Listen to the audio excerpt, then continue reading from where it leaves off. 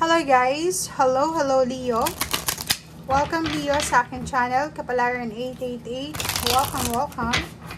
Alamin natin kung anong messages, vibration, gabay, energy para sa lahat ng Leo. So, tingnan natin Leo kung ano yung mensahe na pwedeng hahanapin ka. Okay. Travel, discovery, and new supportive connection. Ang galing na ito. May first 2 weeks to ng May ha. Nakikita ko sa'yo dito na may posibleng madidiscover ka, lalaki ka man or babae, may posibleng madidiscover ka na pwedeng pagkakitaan. Kasi 8 of Pentacles ha. Madidiscover mo yung isang paraan para kumita ng pera. May madidiscover ka or may malalaman ka na posibleng sikreto, sinisikreto sa'yo. May madidiscover ka na posibleng solusyon sa iyong problema, mapaproblema emotional or financial. May madidiscover kang trabaho, it's either long distance or kung ano pa man. Travel. Nakikita ko sa'yo dito kasi 5 of Pentacles to. Mayroon sa inyo dito, Leo, na posibleng dahil sa kakulangan sa pera, financial problems siya, or scarcity, mapag-iisipan mo sigurong mag-OFW. Or mapag-iisipan mo sigurong mag-travel, lumipat ng bahay, lumipat ng tirahan, lumipat ng business, lumipat ng work, or kung ano pa man to na travel na gagawin mo, kasi gusto mo ng pagbabago. Okay? And eto naman, if ever papasok ka sa bagong trabaho mo, yun nga yung na-discover mong bagong business or bagong trabaho, bagong pagkakitaan, nakikita natin dito na may mga tao na posibleng susuportahan ka nila. Diba? May makikilala kang mga tao na suportado ka sa kung ano man to na gagawin mo. And next is, nakikita natin dito na may mga bago kayong hilig, hobbies. Parang ganun, may mga bago kayong hobbies or pwedeng may mga bago kayong pwedeng mapaglibangan or may mga bago kayong makikilala sa either friends or business partners or pwedeng mga neighbors, new neighbors or new acquaintances or colleagues or kano pa man siya or kung sino pa man yan na posibleng makikilala mong mga bago na pwedeng pare-pareho yung mindset nyo, pare-pareho yung energy nyo or yung vibration nyo.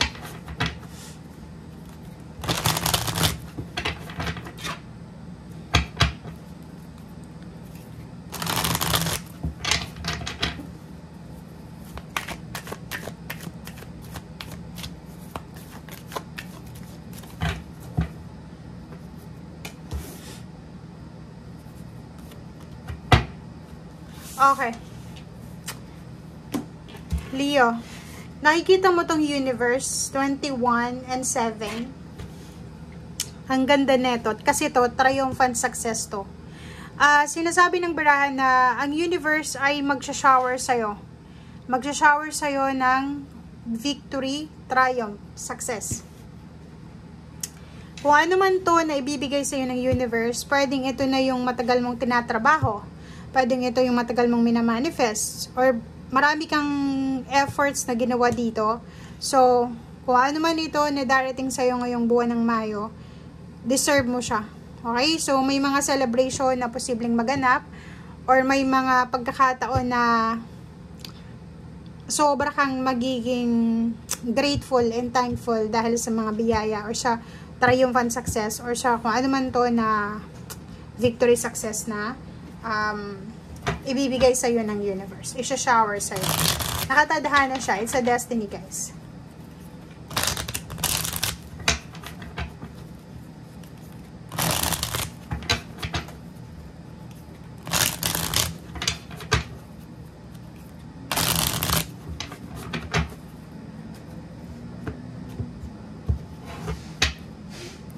Okay, first card tayo dito sa third deck. Wow. So, maraming balita talaga to. Maraming good news, maraming information, confirmation tungkol sa trabaho.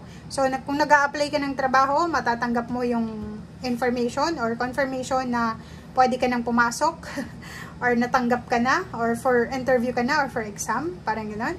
So, nakikita natin dito na dahil sa mga balita, or I mean sa mga good news na matatanggap mo, posibleng mas lalo mong pag-iigihan, mas lalo kang magiging masipag, mas lalo kang magiging hardworking, parang gano'n, sa trabahong ginagawa mo or gagawin mo. So, comment down below if resonated ka.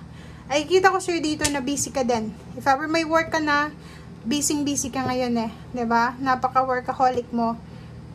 May prospect ka eh. May gusto kang gawin or may celebration kang gustong tawag dito, i-celebrate. So, kailangan mo ngayong mag-double time kasi kailangan mo magbakasyon or kung ano pa man. Two of Cups, relationship, mayroon ditong wedding anniversaries, pwedeng business partnership siya, magsisign ng contract yung dalawang taong magpa-partner sila sa business, or posibleng meron ditong aayusin kang mga papeles para sa pagta-travel or kung ano pa man. Relocation, so yun. So nakikita natin yung relocation dito guys. Relocation, travel, ano pa ba? Movement, transition.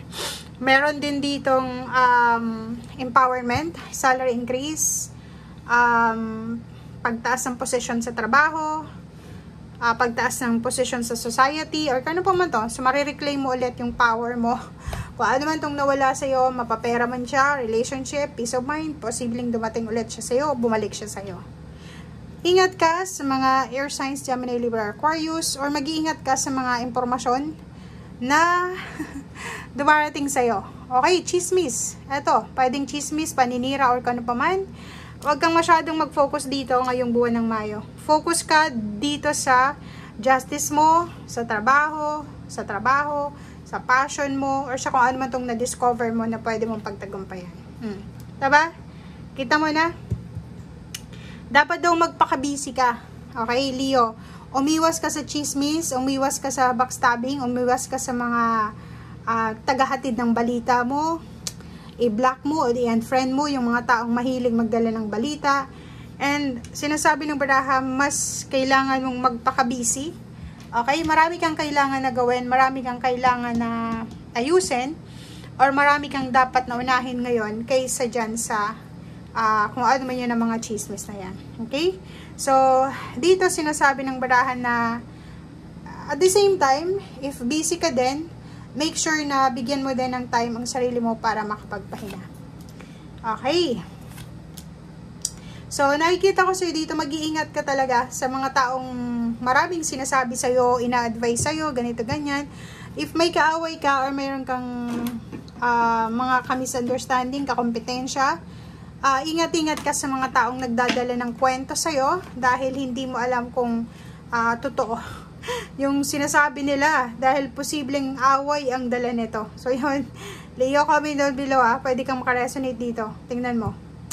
Pag hindi ka umiwas dito sa taong to, posibleng sasama ang pakiramdam mo, mawawalan ka ng interes, masasangkot ka sa pag-aaway, or kompetensya, or kung ano pa naman na misunderstanding. Alright guys, thank you for watching and see you again. Bye!